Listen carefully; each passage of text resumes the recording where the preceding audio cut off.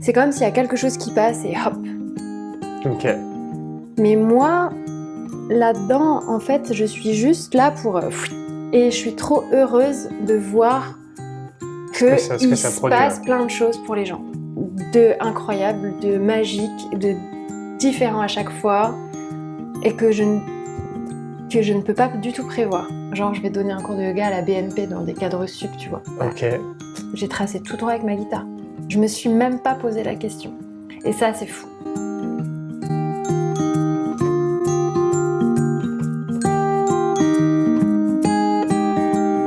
Sur nos chemins de conscience aujourd'hui avec Juliette Akari. Salut Juliette. Salut Alexandre. Ça va? Ça va.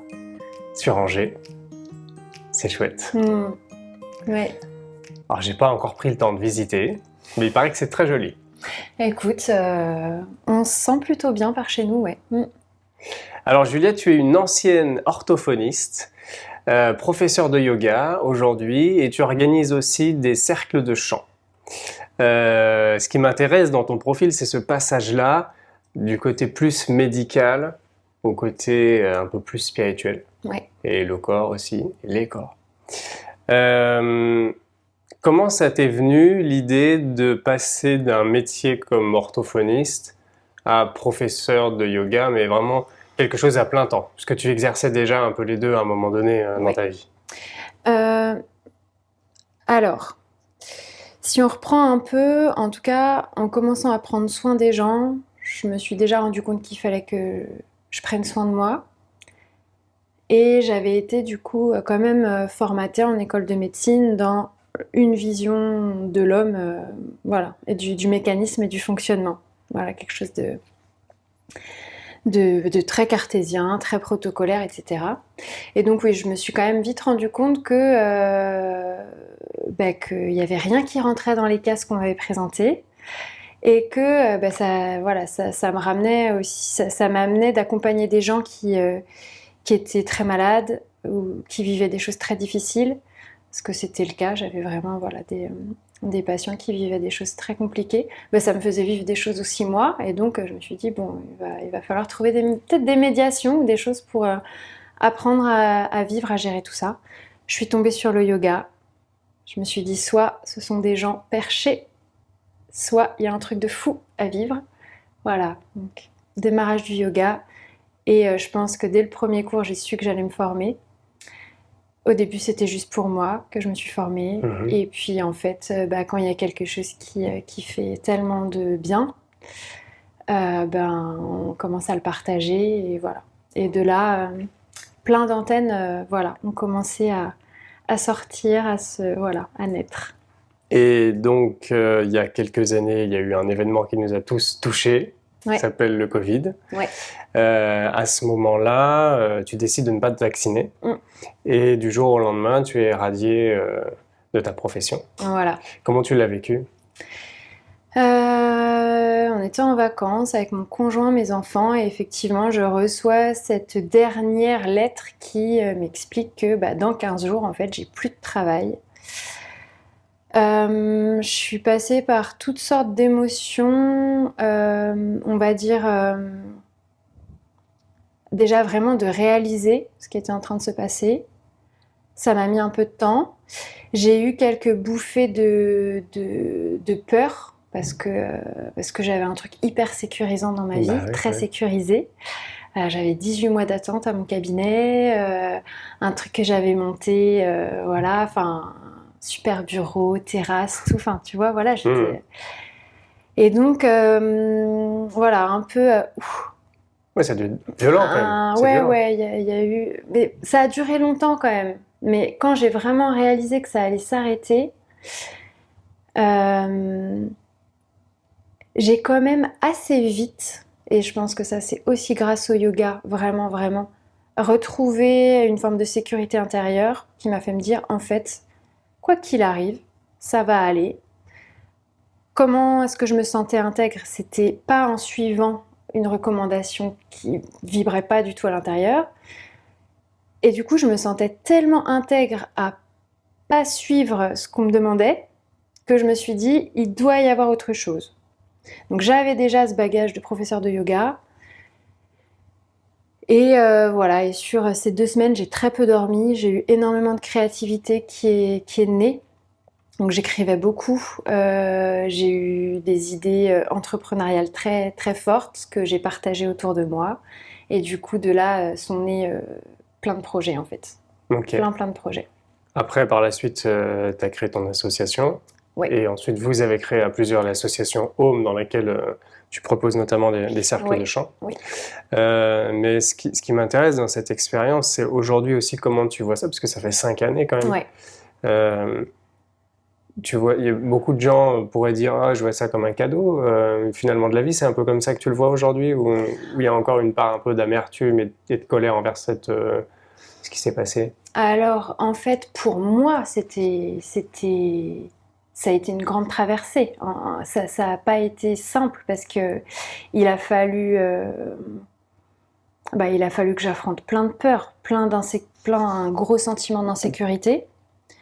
Et en même temps, j'ai traversé de grands élans qui ont été incroyables. Enfin, euh, voilà, j'ai mené un projet entrepreneurial dont on n'a pas eu le temps de parler, mais qui est énorme, qui m'a amené à vivre des choses, sélectionnée à Paris dans un grand incubateur, aller au ministère de la Santé. Enfin, j'ai vécu tout un Ok. tas de trucs qui étaient assez fous.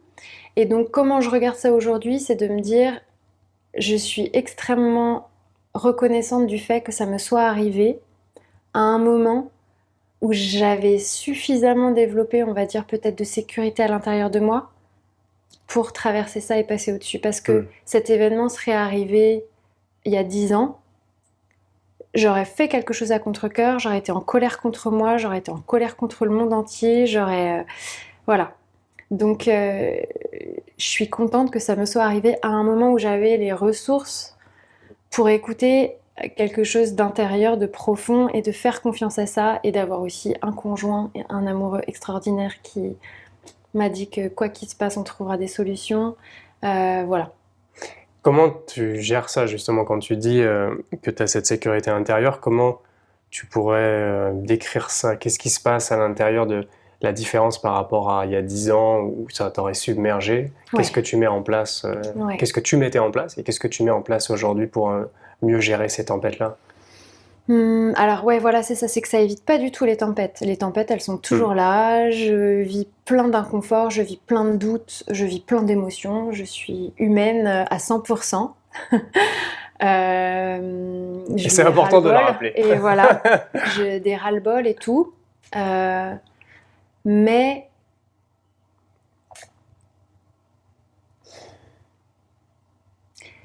il y a une reliance. Donc c'est pas tout le temps là, mais je cultive une forme de reliance à moi-même et puis aussi spirituelle, clairement,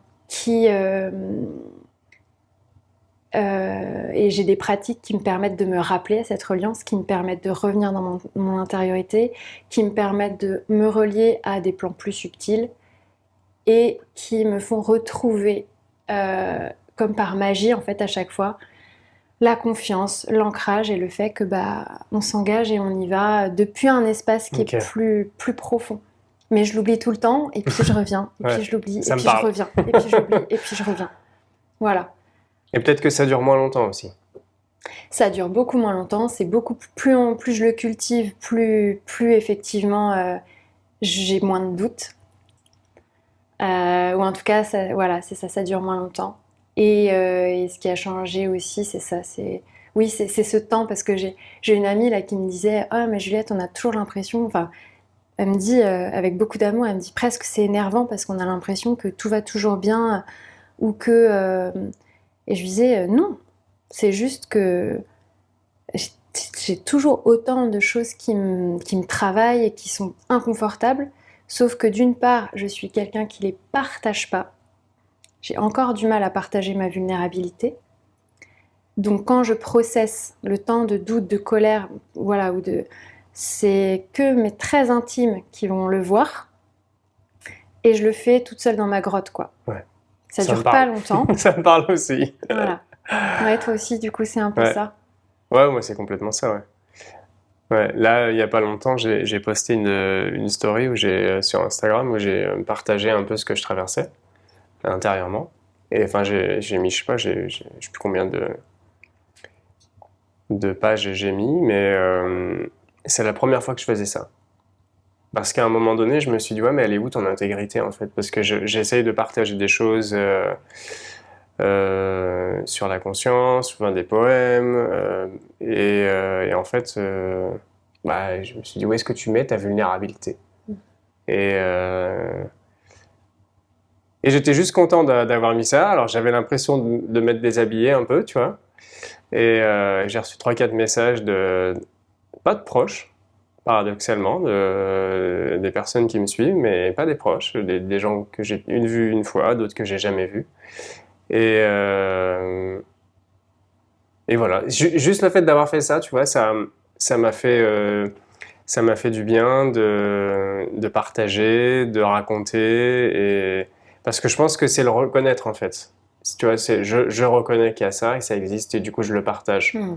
Même si maintenant c'est devenu une mode presque, il y a beaucoup de gens qui partagent. Bah, je trouve que ça prend un peu trop de place, mais bon, ça c'est perso, ça finit Ouais. par me déranger. Mais en tout cas, dans ce que tu proposes dans les cercles de chant, le chant, ça remue hein, au niveau de l'émotionnel. J'imagine que comment ça se passe? Il doit y avoir de la vulnérabilité forcément. C'est un espace. Franchement, c'est merveilleux. C'est un immense cadeau. J'ai pas trop compris comment je me retrouve aujourd'hui à animer ça. C'est vraiment très étrange. Comment ça a commencé déjà? Comment ça a commencé? Alors, ben, ça a toujours eu un peu de sens. Je veux dire, orthophoniste, déjà, j'accompagnais les gens à retrouver une forme d'expression. J'ai toujours senti, voilà, quand là c'était bloqué, quand là il y avait un truc, bah, en fait, j'ai toujours travaillé là-dessus, quoi. Hmm. C'était plus ou moins abîmé jusqu'à un cancer, jusqu'à un truc, ou jusqu'à quelque chose de très, très subtil, mais en fait, j'ai toujours été autour de ça, autour du soin de cette partie-là. Et donc, quand je me suis formée en yoga, les cours que je pouvais m'entraîner à donner entre stagiaires, c'était sur le home, c'était déjà sur le chant. J'avais déjà vécu beaucoup des expériences assez fortes, voilà, à réciter des mantras, des choses comme ça. Mais jamais, jamais je m'étais dit que... Enfin, je m'étais rien dit en fait. Je m'étais rien dit. Mais voilà, une forte réception en tout cas à tout ça. Et puis en fait, j'ai toujours chanté, j'ai toujours adoré ça. Petite, je montais sur les tables quand mes parents avaient du monde à la maison, je montais, je chantais, enfin j'ai toujours, voilà. Mais ça ne, Maintenant, sans que ce la soit seule conscient. différence, c'est que tu ne montes plus sur les tables. C'est que je monte plus sur les tables et que oui, même ça me gênerait. Je le fais pas du tout pour qu'on m'écoute moi en fait. Bah oui, parce que tu veux pas montrer ta vulnérabilité. Alors c'est même pas là pour le coup. Alors je sais pas, je suis pas encore très au clair sur cette Ok. question. Peut-être que c'est ça et que je me l'avoue pas. Soit c'est ça, soit c'est parce que vraiment j'ai l'impression que ça parle pas du tout de moi. Ça c'est arrivé en fait quand je suis là pour animer un cercle de chant. Ah, franchement, je saurais même pas. C'est comme s'il y a quelque chose qui passe et hop. Ok. Mais moi, là-dedans, en fait, je suis juste là pour... et je suis trop heureuse de voir Ce que qu'il ça se produit, ouais. passe plein de choses pour les gens. De incroyables, de magiques, de différents à chaque fois. Et que je ne peux pas du tout prévoir. Et d'ailleurs, même moi, ma voix me surprend et je dis au début de chaque cercle, moi je vais faire avec ce qui est là, donc il n'y a pas de notion de représentation. C'est aussi pour ça que je partage pas, je n'ai pas l'impression de représenter quoi que ce soit. Et parfois, moi-même, la voix, il y a un truc qui va frotter, ça va pas être joli, ça va sortir d'une manière qui me surprend. Et justement, tu parles de représentation parce que toi, tu n'as pas l'impression de représenter quelque chose, mais on est dans une Mm. société maintenant de plus en plus basée sur l'image, Ouais. sur ce qu'on renvoie aux autres, Ouais. sur les amalgames, les mauvaises interprétations. Ouais. Il y a de plus en plus de monde aujourd'hui. Il y avait beaucoup de monde qui est venu à ton cercle de chant. Ce qui fait que comment tu vis le rapport à ces personnes qui viennent et comment elles te voient? Hmm. Alors, ce dont on parlait un peu, effectivement, je mets vraiment un vrai point important, mais ça aussi, je pense que les 15 années d'avoir été thérapeute, en fait, ça m'aide dans les notions des projections qui se passent avec les gens, des transferts, parce que ça vient très vite de venir me coller une étiquette de « Waouh, la meuf nana. » On s'imagine toujours, on a malheureusement dans notre schéma interne un truc de comparaison, un truc de... voilà. Et donc, j'essaye... Alors, c'est vrai que c'est paradoxal parce que je trouve que ces instants sont tellement merveilleux que j'en parle. Il n'y a que de ça dont je parle sur les réseaux d'ailleurs, du chant. J'ai jamais parlé de ma vie. C'est très récent que je commence à communiquer sur les réseaux, mais c'est juste que c'est trop magique en fait. Juste, j'ai envie de parler de cette magie. En même temps, j'en parle, mais sans vraiment en parler parce qu'il faut le vivre. Mais en même temps, voilà, je peux démarrer en disant que ça a été compliqué pour moi, qu'il n'y a rien à fantasmer sur le fait que j'ai atteint je sais pas quoi ou que j'ai pas atteint je sais pas quoi, pas du tout. Je suis pas là pour leur apprendre quelque chose sur eux, je suis juste là pour créer l'espace qui leur permet d'aller à la rencontre de ce qui vibre là pour eux. Et moi, je fais partie de ce cercle-là et parfois, moi aussi, je suis traversée de choses fortes. Mais quand même, j'ai quand même aussi ce rôle de tenir un peu l'espace. Et Oui. si tout le monde pleure, moi, je ne vais pas pleurer. T'es la gardienne. Voilà. Il y a un peu ce côté-là qui est important. Oui. Aujourd'hui, c'est vrai que le mot transmission toi, ne te parle pas trop. C'est ce que tu disais, alors que finalement, c'est plus la création d'un espace commun dont tu vas être cette gardienne en utilisant une guitare, par exemple, qui est juste à ta gauche, ou même un tambour chamanique, bien que tu ne pratiques pas le chamanisme. Non. C'est vrai que le tambour, c'est quelque chose qui est utilisé très régulièrement, maintenant de plus en plus régulièrement dans les cercles, et Gorka, que je salue, et qui pratique le chamanisme depuis plus de 20 ans, que je connais bien, et qui met en garde sur l'utilisation du tambour en fonction de la fréquence. Oui. Puisque il y a une certaine fréquence, c'est prouvé scientifiquement, il en parle mieux dans l'un des podcasts, et il y a des choses qui se passent, quoi. Donc c'est là où à chacun de modérer ou de faire attention à l'usage du tambour chamanique. Tout à fait. Et je le dis parce que sinon il va me dire « Ah, tu l'as pas dit ». Oui. Et c'est important. En tout cas, dans ton cheminement, parce qu'en 5 ans, il y a quand même énormément de choses qui ont changé dans ta vie. Comment est-ce que toi, tu chemines sur ce chemin de conscience, sur ce qu'on pourrait appeler même ce chemin de l'éveil, puisque l'association que vous avez créée parle de ça quand même. Comment tu le vois d'abord, l'éveil? C'est quoi pour toi l'éveil? Ah, c'est un grand mot. C'est un grand mot. L'éveil, la réalisation de soi, c'est quelque chose qui revient beaucoup en ce moment dans le milieu spirituel. Oui. En fait, alors, pour ma part,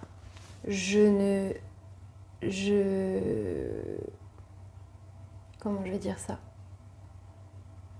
Je ne dirai jamais que je suis éveillée.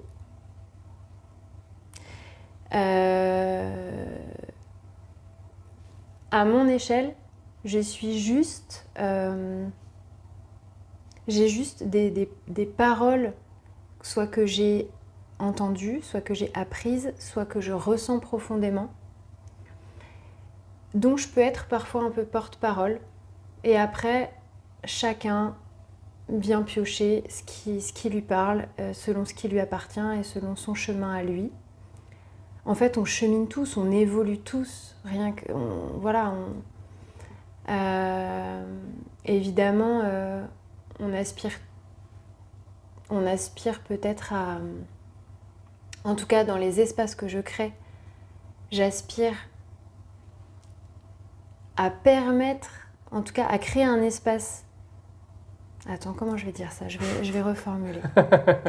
T'as le droit, il n'y a pas de problème. Cette question de l'éveil, Ah oui, elle me frotte. Elle te frotte. Je vois que ça te pique un peu là. Ouais, Il y a un petit cactus là. Ouais. Alors, qu'est-ce qui te dérange là-dedans ? Qu'est-ce qui me dérange, c'est de venir, je sais pas, s'approprier quelque chose ou de se déclarer quelque chose. Moi, ça me parle pas. Ok. J'ai pas l'impression, en fait, il y a des moments de vie qui sont propices à plein de prises de conscience et à plein de libération. Il y a des moments de vie où on va peut-être davantage stagner, et encore que, en fait, il y a des moments de repos spirituel aussi. Voilà, on vit tous des paliers, des évolutions qu'on recherche, ou même parfois malgré nous, la vie, en fait, elle nous apporte forcément à cheminer. C'est juste que je crois qu'en ce moment, ce qui me frotte, c'est le fait que des gens pensent qu'ils devraient atteindre un certain niveau de je sais pas quoi pour être bien, ou qu'ils culpabilisent de ne pas être suffisamment je sais pas quoi pour être bien, et il y a un petit jeu autour de tout ça qui est malsain, qui crée de l'emprise. Et en fait, en ce moment, quand j'entends cheminer vers l'éveil, en ce moment, je vois tellement ces jeux-là aussi, que ça me frotte. Ouais, c'est vrai que ce qui devrait être d'abord s'accepter tel qu'on est, s'aimer tel qu'on est, c'est souvent remplacé, enfin ça peut être remplacé par un je fixe tel but, l'éveil, et tant que j'aurais pas atteint ça, du coup je ne serai pas assez bien pour être heureux, pour être dans la joie. Ouais. Alors que la joie, elle est là déjà. Voilà. C'est ça, c'est que c'est comme si on devait atteindre quelque chose qui n'était pas déjà là, et en même temps, il y a ce double discours de « Ah, mais tu te rends pas compte que c'est déjà là, et tu devrais t'en rendre compte, sinon t'es pas... » Enfin, voilà. Voilà, on est juste humain, voilà, l'idée c'est juste de traverser peut-être la vie avec plus de conscience, avec un peu plus de... Ah, c'est le titre du podcast. Voilà. Voilà. Mais en fait, tu vois, c'est ça, c'est que tous ces mots, ils peuvent avoir une dimension tellement profonde selon le moment où tu le dis et selon la dimension que ça ouvre à l'intérieur de toi, comme ça peut être un énorme bullshit en fait. Et donc c'est pour ça que qu'est-ce que ça éveille chez moi ? En fait, ça éveille que ça peut prendre tellement de dimensions différentes. Et faisons attention à comment on joue avec ça. Oui, voilà, c'est ça. Ne nous mettons pas dans ce piège-là. À la fois de nous croire arriver et à la fois de nous rabaisser. Ouais. C'est vraiment comme marcher sur un fil, je trouve, ce chemin-là. Et justement, sur toi, plutôt, en tout cas, sur ton chemin à toi, tout simplement.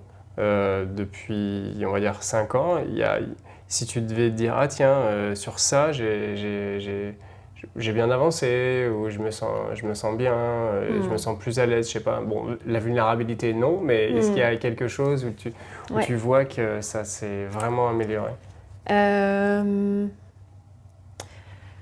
Donc, dans le fait, clairement, de laisser lâcher un peu prise, c'est-à-dire un peu.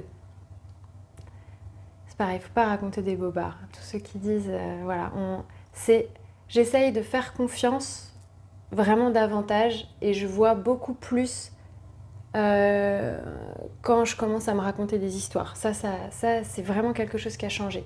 Quand je commence à vouloir me raconter tout un tas de trucs, j'ai vraiment aujourd'hui, beaucoup plus qu'avant, cette prise de distance de oh là là, Juliette, là, t'es en train de te raconter ça. Peut-être c'est vrai, peut-être c'est pas vrai. Voilà. Donc ça a vraiment changé. Hmm. Ça, du coup, Ouais. je me laisse beaucoup moins embarquer.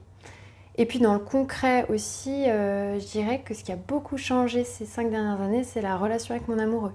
Ok. Ouais. C'est-à-dire, qu'est-ce qui a changé concrètement? Euh, Bah, mon amour, en fait. Tout simplement, ma manière d'aimer, je dirais, qui est beaucoup plus dans l'ouverture et dans le respect. Parce que, euh, parce que je pense que pendant toute une première partie de relation, c'était, bon, voilà, très fusionnel et tout ça, mais que du boum boum de blessures. Toute une deuxième partie, du coup, moi qui cheminais énormément et pas lui, j'ai créé une forme de séparation, Ok. de genre moi un peu je sais, tu vois. L'ego spirituel. Voilà, exactement. Et du coup, ces 5 dernières années, et ben, ouais, voilà, je crois que j'ai vraiment réouvert mon regard et ma manière d'aimer et mon amour pour lui. Ça, c'est beau, ça. Ouais, ah ouais, ouais, ce qu'on vit, c'est assez incroyable. Et vous avez 2 enfants. Ouais. Comment tu vois ton rôle de mère, il a changé aussi? Mon rôle de mère, oh alors ça, quelle aventure. Euh, Ouais, franchement, je crois que le premier gros choc, enfin le premier gros pouf, c'était mon premier et ma deuxième. Pff, franchement, dans les dates, ils m'ont apporté tous les deux une immense ouverture. C'est incroyable, les sauts que j'ai faits. Au niveau de la... Franchement, j'apprends tous les jours. Je pense que les, les, les points les plus sensibles, c'est vraiment autour de mes enfants et de mes parents. Ce qui va encore... Enfin, là où j'ai le plus de mal à avoir de la conscience dans les liens, c'est avec mes enfants et mes parents. Parce que c'est tellement profond, il faut aller voir tellement, tellement, tellement, tellement que T'as des c'est le exemples? T'as un gros... exemple? Quelque chose de parlant par rapport à ce que tu Bah, décris? je sais pas, c'est une immense... Ça n'a rien à voir, il y a une immense différence entre quelqu'un dans la rue ou même un ami qui va avoir un comportement, par exemple, qui aurait pu avant me déclencher quelque chose. Là, je le vois tout de suite. Je vais être vraiment très facilement dans la compassion. C'est hyper facile. Hmm. Dans l'amour, vraiment, ça vient... j'accueille ça comme ça, quoi. Alors que... Alors, je les aime, mais c'est inimaginable, mes enfants. Mais je sais pas, peut y avoir un comportement ou un truc qui vient me chercher et où... je sais pas, c'est immédiat, quoi. Je n'ai pas le temps. J'ai pas l'espace pour aller voir. Je vais d'abord être dans une réaction immédiate. Hmm. C'est ça la grosse différence. Et tu le vis comment ça? Et ben, je le vis... je me suis beaucoup culpabilisée. J'ai beaucoup cherché quand ils étaient petits à avoir le contrôle sur mes réactions. À justement chercher à être cette personne toujours, je sais pas quoi, tu vois. Et du coup, je crois que je me lâche vraiment de plus en plus la grappe aussi. C'est bien ça. C'est en ça que aussi peut-être pour ça que je suis un peu remontée en ce moment sur ce côté éveil à tout prix ou je sais pas quoi, parce que en fait il y a plein de situations où on est juste des humains. Donc je me lâche un peu la grappe. Et comment je réagis, bah, je laisse le truc sortir, mais souvent j'explique, je verbalise, quoi. Je dis, bah là, en fait, les loulous, là, ça monte en moi, c'est hyper dur, là.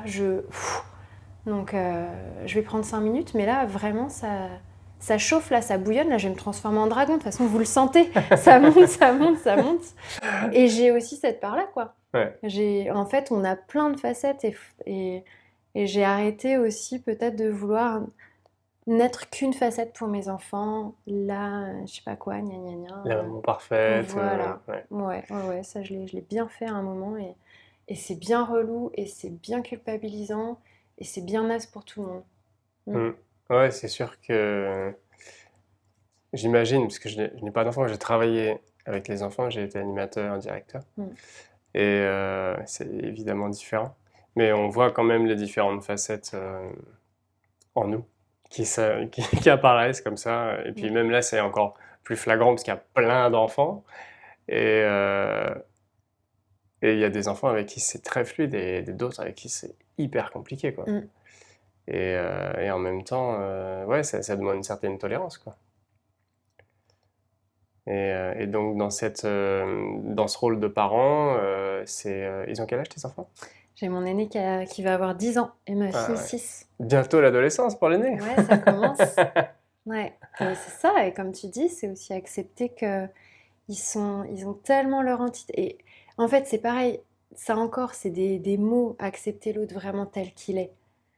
C'est hyper facile quand c'est quelqu'un Oui, dont on n'a pas Voilà. grand-chose à faire, Mais oui. quand c'est quelqu'un dont tu partages le quotidien, l'intimité et que son fonctionnement à lui, ça te crée un truc, tu vois? Hmm. Mais c'est ton enfant.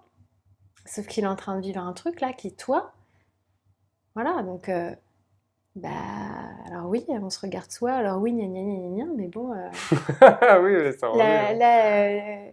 la compassion inconditionnelle, quand toi, ça te frotte, ça te frotte, ça te frotte, et ben voilà. Ouais. Ouais, c'est un autre exercice, ouais. Mm. Comme tu dis, c'est réussir à déjà calmer un peu le dragon qui Mm. sommeille. Ouais. Visiblement, c'est le dragon chez toi. Ouais, mais je commence à bien l'aimer, mon petit Bah, dragon, il en faut. fait. Bah oui, Voilà. Ouais, ouais, il oui. faut. Mm. Alors, il y a peut-être je viens d'y repenser, il y a peut-être un one more thing. Est-ce que tu as envie de, de chanter un petit quelque chose? Est-ce que Et- tu veux qu'on chante un petit quelque chose? Alors voilà, c'est si tu chantes avec moi. Ouais. Oui, Allez. oui, avec joie, ouais. Ouais, Et si ok. je connais les paroles, parce que... Ben, ce matin, on a fait un atelier où du coup, on a chanté un petit... c'est très très récent. Ouais, vas-y. J'ai appris les accords hier soir. Donc tu vois, Ok. voilà, c'est pas du tout un Allez. truc Eh que ben, je c'est maîtrise. Et parti. justement, c'est rigolo, c'est un chant... Parce que moi, je commence aussi à proposer des chants que moi-même j'écris et tout. Oh, il y aurait eu tellement de choses à dire encore. Et pour une prochaine fois. Et donc ce chant-là, c'est un chant pour Yemaya. Yemaya, c'est... Tu peux ressentir à l'intérieur de toi justement ces mouvements d'eau qui parfois sont très calmes, Ok. qui parfois c'est la tempête, c'est l'ouragan. Voilà. On est vraiment dans le ventre, là où c'est mouvant. Voilà, et c'est accepter que ben, on a ces énergies à la fois de grand calme mais aussi très tempétueuses. Ouais, comme l'océan. Voilà, exactement. Ok. Alors, Donc Yemaya. Yemaya, Très c'est bien. ça. Yemaya, Ok. c'est la déesse de l'eau salée dans la chez les Yoruba. Enfin voilà. On est. En tout cas, c'est toujours important pour moi de vraiment. Déjà, j'explique toujours l'histoire des chants et de se relier à une intention. Voilà, qu'est-ce que ça porte comme message. Et c'est ça qu'on fait chanter en fait. L'important, c'est pas. Voilà, on fait chanter ce mouvement de l'eau à l'intérieur. Ok. Et voilà. Et alors, c'est quoi les paroles? Yemaya Asesu, Yemaya Asesu. Asesu Yemaya, Asesu Yemaya. Yemaya Olodo, Yemaya Olodo. Olodo Yemaya. Olodo Yemaya. Voilà, c'est Ok. tout simple. Et ça veut dire...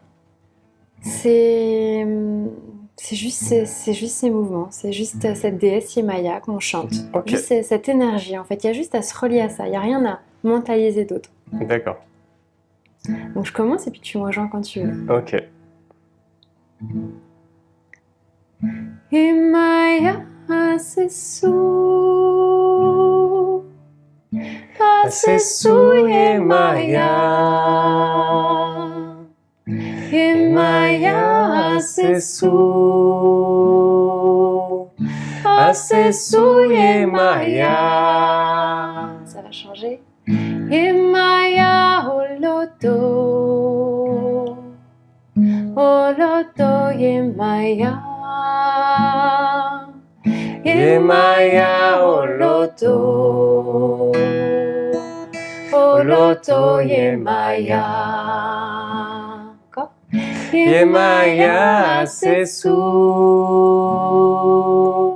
asesu yemaya. Vous pouvez chanter. Yemaya asesu, asesu yemaya. Yemaya oloto, oloto yemaya. Yemaya oloto, oloto yemaya. Merci. Alors justement, tu parlais de ces chansons et de ce processus d'écriture.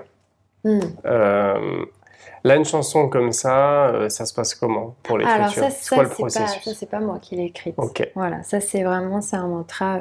Je te dis qu'on a chanté ce matin, voilà, dans un atelier, et donc c'est tout récent, je l'avais encore en tête. Et comment ça se passe le processus quand moi j'écris? Ça tombe direct. J'écris, il y a une mélodie, ça tombe comme ça. Et quand je sens que ça reste, je le propose au cercle. Et là, tout le monde pleure et je me dis « Ah, j'ai compris !» Et puis voilà. On est sur l'inspiration. C'est ça, voilà, Ouais. complètement.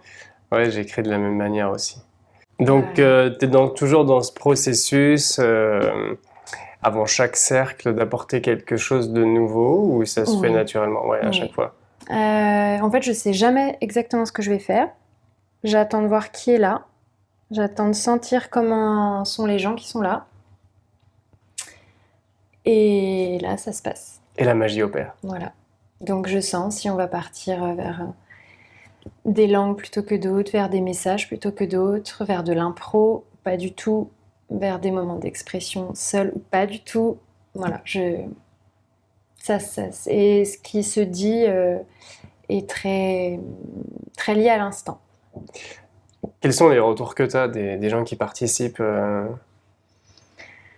Alors là, par exemple, il y a eu réconciliation avec sa voix, des gens qui se réconcilient, qui sont surpris d'oser. Les retours, c'est que c'est précieux, qui se sentent, en fait, ils sont surpris de se sentir suffisamment à l'aise pour y aller. Ils sont surpris de l'élan, ils sont surpris d'être touchés, ils sont aussi souvent très surpris d'émotions qui arrivent, de pleurs ou de rires ou de voilà. Parce que ils essayent. Là, par exemple, ce matin, une personne qui me disait « Mais je comprends pas pourquoi j'ai pleuré. J'aimerais, explique-moi qu'est-ce qui se passe dans la chimie du corps. » Tu vois? Et du coup, c'était voilà. Et voilà, qu'est-ce qui se passe dans la chimie de mon corps pour que ça réagisse comme ça? Ouais, c'est fort. Hein. Voilà. Donc oui, on a parlé de ça. Qu'est-ce qui se passe? Génial. Et c'est quelque chose que tu ne voulais pas créer de manière intentionnelle à la base, cercle de chant. Non. Et aujourd'hui, avec le recul... Je savais pas jouer de la guitare il y a 1 an. Ah ouais, t'as tout appris il y a 1 an? Ah ouais. C'est venu, il y a une motivation, un matin tu t'es réveillé, t'as eu une révélation. Alors, on est quel jour aujourd'hui? On est quel jour aujourd'hui? La date? Ouais, on est le 23. Ouais. Le 25 mars dernier, donc il y a pile 1 an, Kelly Ora est venue dormir à la maison. Ok. Et elle m'a mis une guitare dans la main. Elle m'a dit « Mais vas-y Juliette, c'est hyper facile. » Et j'étais là, mais je n'ai pas d'éducation musicale, je ne sais pas lire une partition, j'ai jamais pris de cours de chant, jamais pris de cours de musique. Kelly qu'on embrasse. Kelly que, voilà. Et donc le lendemain, j'ai fait « Oh, ouais, c'est vrai qu'il y avait une guitare qui traînait à la maison depuis X années que personne ne touchait. » Je fais « Oh, ça va, c'est vrai que si je fais comme ça, ça sonne. » Et en fait, ce qui est incroyable, c'est que dès la semaine d'après, donc je venais de juste savoir faire 2 accords. J'ai appris âme et M, parce que je trouvais ça poétique. A-M et E-M, tu vois, je trouvais les noms âme, M. Et dès la semaine, donc j'ai appris 2-3 mantras avec juste ces 2 accords-là. Et dès la semaine d'après, en fait, c'est ça qui est fou, c'est que il y a rien en moi qui s'est activé de oh, je sais pas quoi, gna gna gna, que dalle. Dès la semaine d'après, j'ai pris ma guitare et à tous les cours de yoga.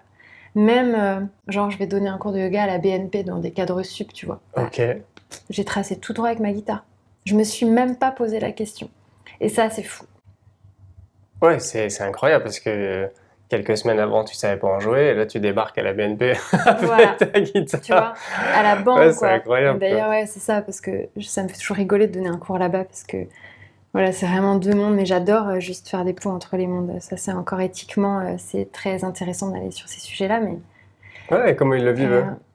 Mais ils y vont à fond. Et c'est ça qui est ouf. C'est que, et c'est ça qui est hallucinant aussi, c'est que quand je sais pas quel mot dire, quand je m'assois pour donner un cercle, je n'ai plus aucun doute. Ok. Ça ne m'habite plus. T'es porté par une sorte de force de conviction, ou même c'est plus grand, on peut appeler ça de la foi. Je sais pas. C'est le truc qui fait que je ne me pose même pas la question de me dire que je n'ai jamais pris de cours, que je ne suis pas ça ne me traverse même pas. En tout cas, ça va me traverser un peu pendant que je suis sur le chemin où je me dis quand même ça va être un peu neuneux, ou ça va faire où ils vont, tu vois, où j'ai pas de rythme, mais ça, c'est plus fort. Génial. Et donc, dans l'heure qui suit ce rendez-vous à la banque, c'est là qu'il faut demander son prêt. C'est ça. Parce qu'alors, ils sont dans une énergie positive. Là, c'est ça. Et je me dis, on est au milieu d'une banque avec que des gens, tu vois, qui sont à fond dans leur truc. Et là, on s'assoit et je les fais chanter en indien, Ganesh. Et c'est parti, quoi. Mais c'est parce que je pense que moi, dans ces moments-là, en fait, il n'y a tellement pas ils perçoivent même pas, parce que même moi, je le ressens pas, il n'y a même pas l'once d'un doute. Et ça, c'est très fort que ça me fasse de vivre ça. Tu penses que le fait que tu vives ça de cette manière-là, c'est les pratiques que tu as pu vivre avant, le yoga, ou comment tu peux expliquer ça? J'ai un tempérament, quand je le sens, j'y vais, ça a toujours été, mais là, c'est au-delà, parce que d'habitude, il y a quand même une once d'analyse. Là, en vrai, si j'analyse, mais jamais je me serais lancée. Oui, c'est clair. Ouais. Oui, ça, je te comprends. C'est impossible. Donc, quand je réalise que là, je peux participer à des festivals ou des choses comme ça, s'il y a l'once, si je laisse la place à mes Juliette, rends-toi compte que tu n'as aucun bagage, tu vois. Si je laisse la place à ça, mais je suis tétanisée, je fais plus rien. Mais en fait, il y a un truc qui l'écrase direct. C'est beau, ouais, c'est magnifique. Donc, voilà. Plus qu'à continuer maintenant. Donc, de toute façon, c'est parti. Hein. Puis écoute, les gens s'inscrivent et reviennent. Alors moi, moi, je suis hyper étonnée. Je me dis, mais bon, Petit syndrome de l'impostrice, non? Je te dis, en fait, si je regarde factuellement, j'ai tout pour avoir le syndrome de l'imposteur, mais en fait, je lui laisse même pas. Dès que je le vois arriver, non, c'est pas. C'est bien. C'est juste, en tout cas, c'est ça aussi la sagesse de voir arriver et dire hop là, vas-y, c'est par là. Ouais. Salut, à la semaine prochaine. Ouais, c'est ça. Et bien, magnifique. Merci beaucoup, Juliette. Donc, tout est dans la description, tous les liens, et donc sur Angers. Ouais, beaucoup sur Angers et alentour. Et puis, nous, on s'est rencontrés au festival de Jonathan Tiferet. 24 heures ensemble. Donc, il y aura sûrement d'autres sessions. Et voilà. On verra. Merci beaucoup, Merci Juliette. à toi pour ton écoute et pour ces petits moments de partage. Je trouve ça inspirant de pouvoir... C'est chouette, ouais. De pouvoir passer un moment comme ça. Merci beaucoup. Avec plaisir, avec joie. À bientôt. Merci.